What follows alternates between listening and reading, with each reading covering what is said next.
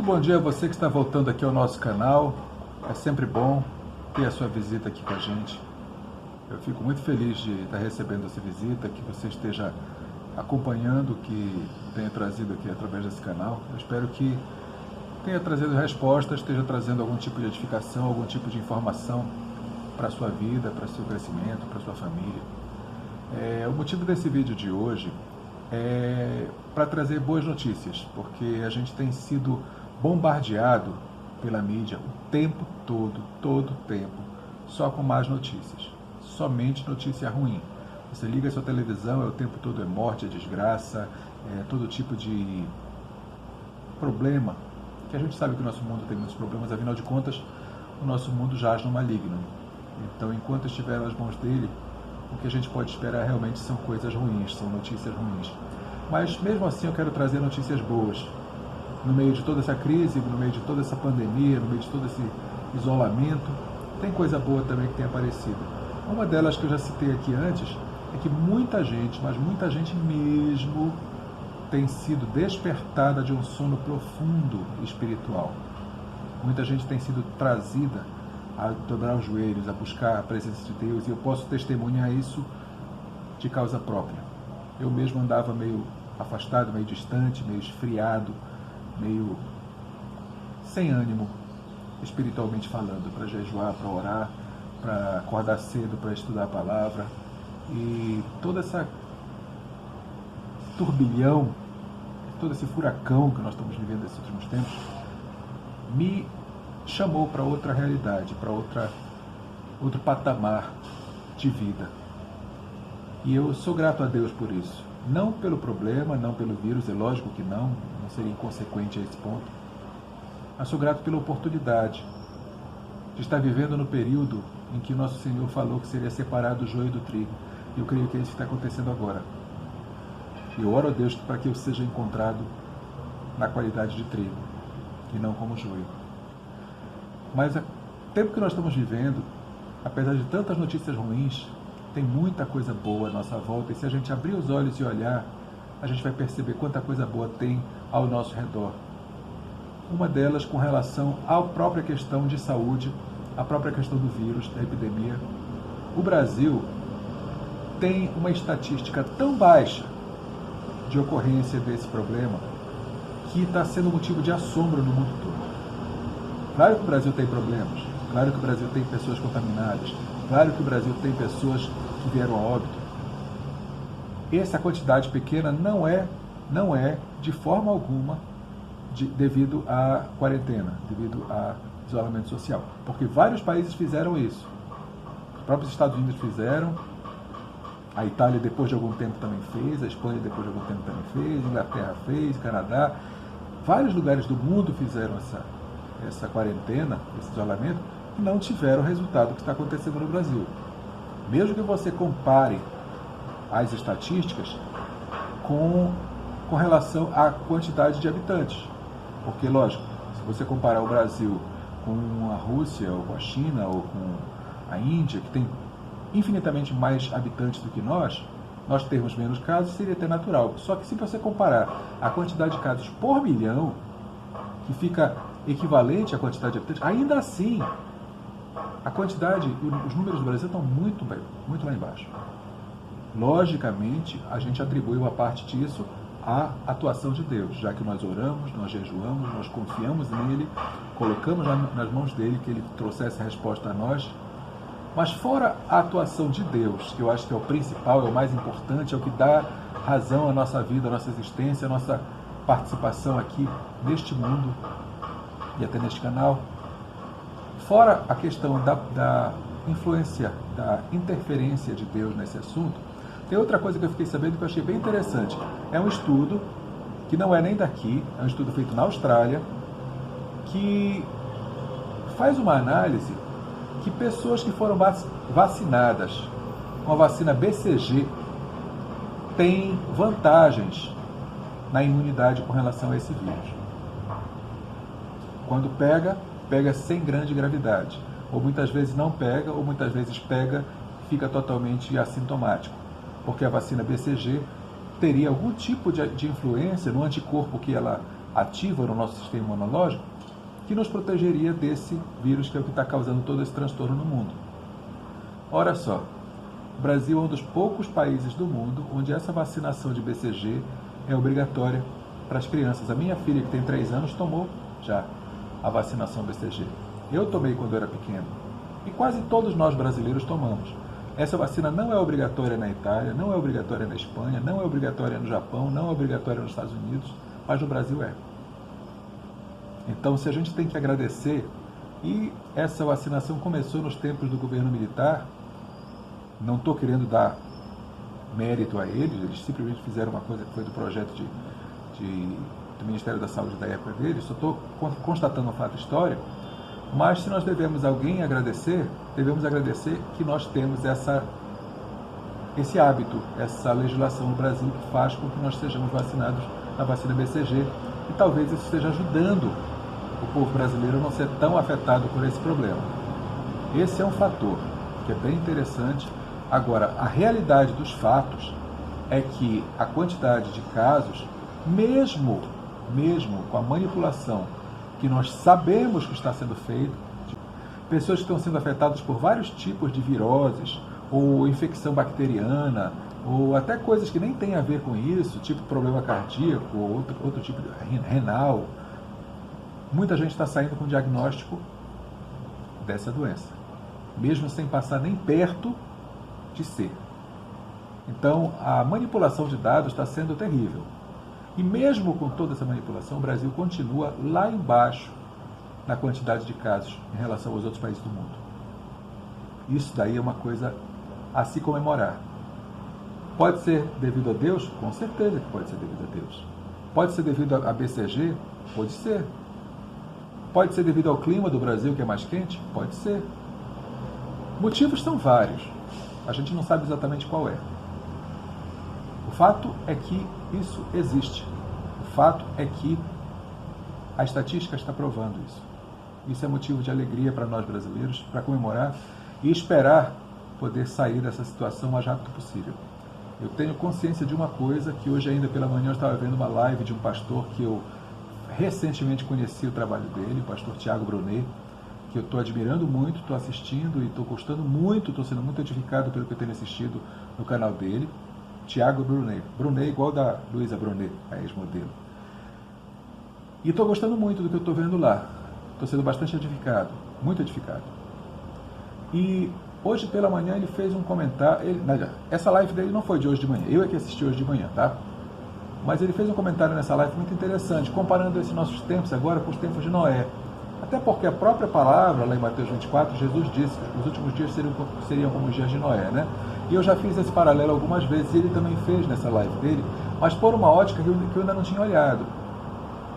Ele falou, olha, Noé, ele entrou na arca, que é uma figura de Jesus, porque Jesus veio trazer a salvação, assim como a arca salvou a humanidade naquele tempo.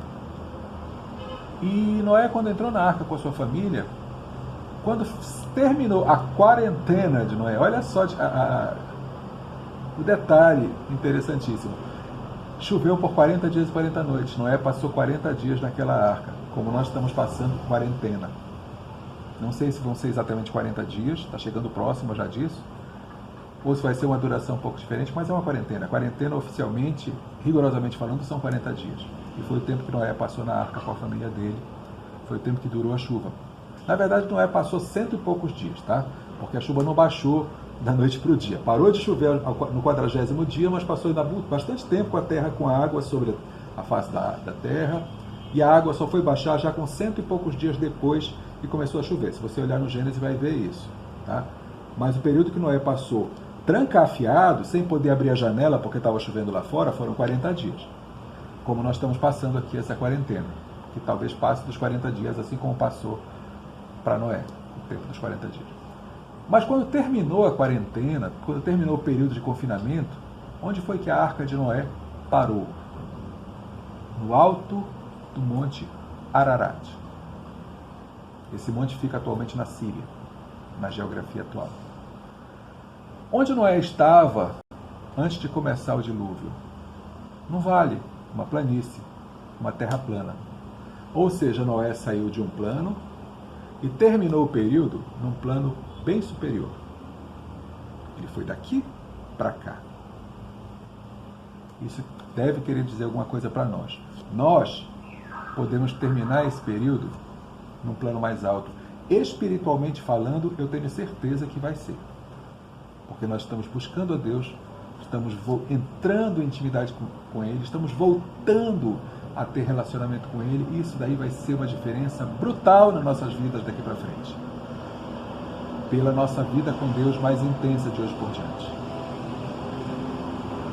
E a outra coisa que eu ainda não vi ninguém falar sobre isso, mas que eu tenho pensado bastante nisso ultimamente, é a parte econômica, porque vem muito essa preocupação sobre a nossa mente, e a minha cabeça tem rodado direto em cima disso, a preocupação que depois desse período, que a gente entre numa recessão muito forte, até talvez uma depressão muito forte, economicamente, que a gente tenha muita perda de empregos, muita perda de empresas.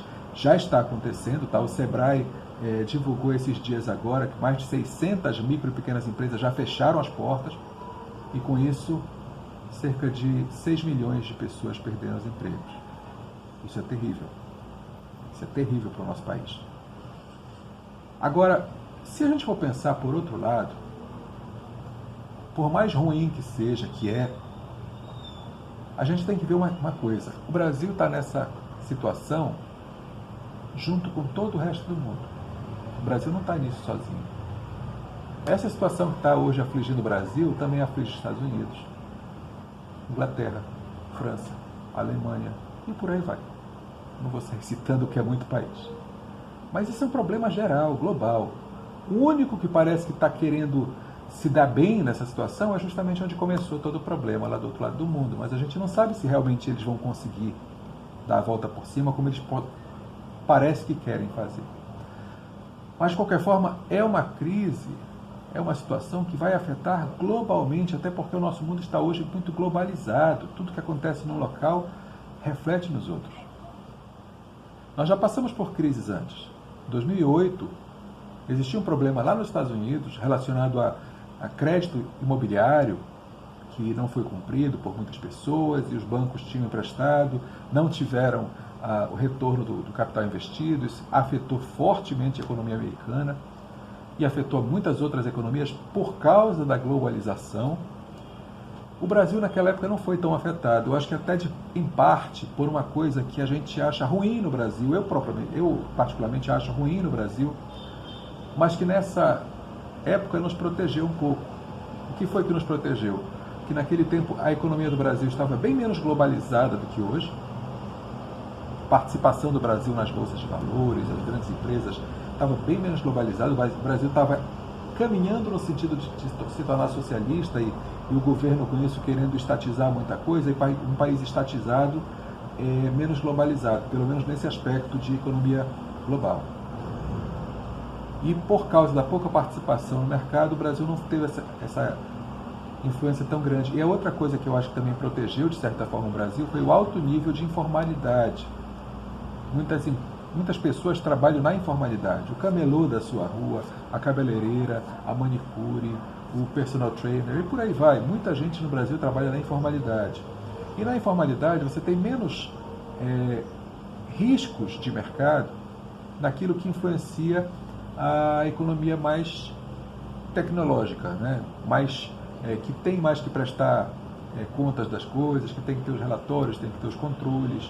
E esse nível de economia mais organizado, ele sofre mais a influência do que acontece lá fora, porque é tudo muito participativo, é tudo muito dinâmico. E o informal nem tanto. O informal, às vezes, quando acontece uma coisa hoje, de repente ele cai doente hoje, não pode trabalhar amanhã. Ele dá um jeito, ele procura uma solução alternativa, coloca o cunhado para trabalhar, sei lá. Tem muita solução alternativa, criativa, que o informal pode tomar, diferente de uma empresa regular, de uma empresa cadastrada com todos os trâmites legais. Então, acho que alto nível de informalidade do Brasil, de certa forma, protegeu um pouquinho o Brasil daquela crise de 2008. Em 2015, já houve uma coisa diferente. O Brasil estava sozinho entrando em crise, graças à administração central. A economia brasileira estava indo em franca decadência, em franca colapso, com inflação crescendo, com recessão econômica, com falta de investimento, com tudo que você possa imaginar de ruim em 2015. E estava se tornando cada vez pior, e a tendência era que o Brasil entrasse num buraco sem fundo. Aí houve impeachment, que todo mundo sabe, foi mudado o governo, o vice-presidente que assumiu não fez tanta coisa assim, mas se estava indo uma descendente, pelo menos parou de cair, estabilizou um pouquinho, e a partir da pasta da economia sendo assumida pelo Paulo Guedes, estava começando a dar uma subidinha. E agora, com essa crise, parou tudo. Agora, o que acontece? Eu fiz um paralelo aqui com corrida de Fórmula 1, por exemplo, que eu sempre gostei bastante desde os tempos do Ayrton Senna e do Nelson Piquet.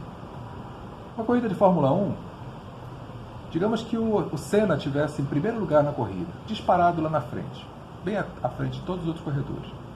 Aí, no dado momento, fura o pneu dele. Aí ele passa uma volta inteira praticamente rodando lentamente, entra no box para trocar o pneu, e quando ele sai do box, ele sai em último lugar. Todos os outros estão na frente dele, ele está lá atrás, isolado, tendo que fazer uma corrida desesperada para tentar alcançar alguma posição um pouco melhor de novo. Essa era a situação do Brasil em 2015. O Brasil entrou sozinho numa crise, e se conseguisse sair, ia sair lá no fim da fila, atrás de todo mundo.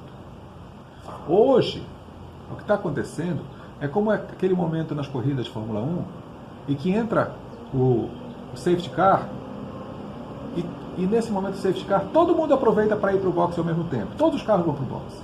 Tá? Todos. Você é em primeiro lugar, segundo lugar, todo mundo vai para o box ao mesmo tempo, aproveitar para fazer alguma coisa, para trocar um pneu, para fazer isso, fazer aquilo, mas todo mundo entra junto. E quando todos saem todos praticamente ao mesmo tempo. Se alguém perder uma posição, perde uma posiçãozinha, duas, mas não fica no rabo da fila. Hoje a nossa situação no Brasil é mais ou menos essa.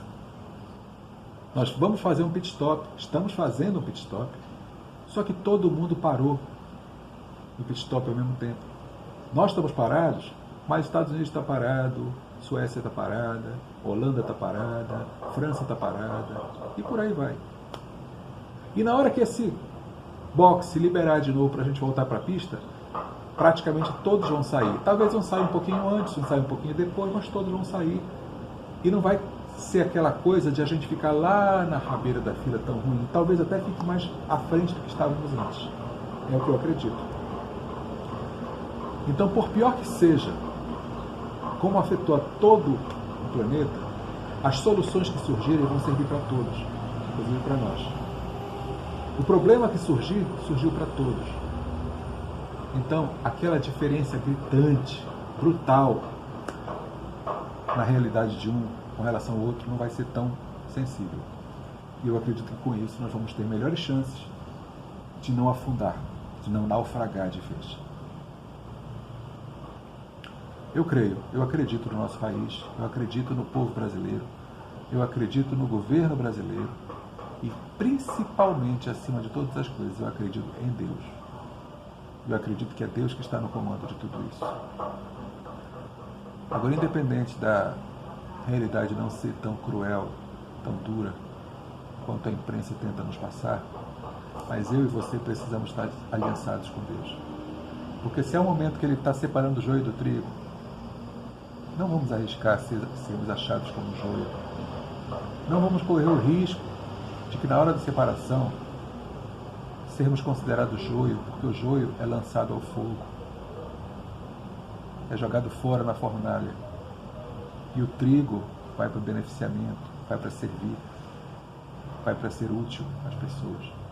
Então não vamos correr o risco, por favor, eu e você, não vamos correr o risco de sermos encontrados nesse momento na situação de joio.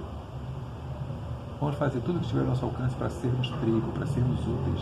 E para isso, nós precisamos estar aliançados com o nosso Criador e Salvador, nosso Deus, que é eterno, justo, soberano, verdadeiro, fiel. Se aliance, se agarre, faça como aquela mulher que tinha um fluxo de sangue. Vai, segura na orla da veste dele e não solta. Fica agarrado lá. Fica agarrado. Faz como Jacó fez com o anjo quando estava lutando contra ele no Vale de Jaboque. Eu não vou te soltar, anjo, enquanto tu não me abençoares. Tu não sai daqui enquanto tu não me abençoares. Essa é a atitude que a gente tem que ter hoje com Deus. Estou agarrado contigo, Senhor. E não vou soltar enquanto tu não me abençoares. Agora, se tu ainda não conheces esse Deus, se tu que estás vendo aí, não tens uma experiência com esse Deus, vai atrás dele, corre atrás dele agora. Ele está aí disponível. Buscai a Deus enquanto se pode achar, invocai-o enquanto ele está perto. Buscai ao Senhor enquanto se pode achar, invocai-o enquanto ele está perto. Ele ainda está perto, aproveita. Ele está bem aqui, esperando por ti, esperando por mim. Vamos lá? Bora? Topa? Então tá fechado. Vamos lá. Se agarrar com ele e não soltar mais. Senhor te abençoe, te guarde, que ele faça resplandecer seu rosto sobre ti, que ele tenha misericórdia de ti, te dê a paz. E volte sempre por aqui. Shalom.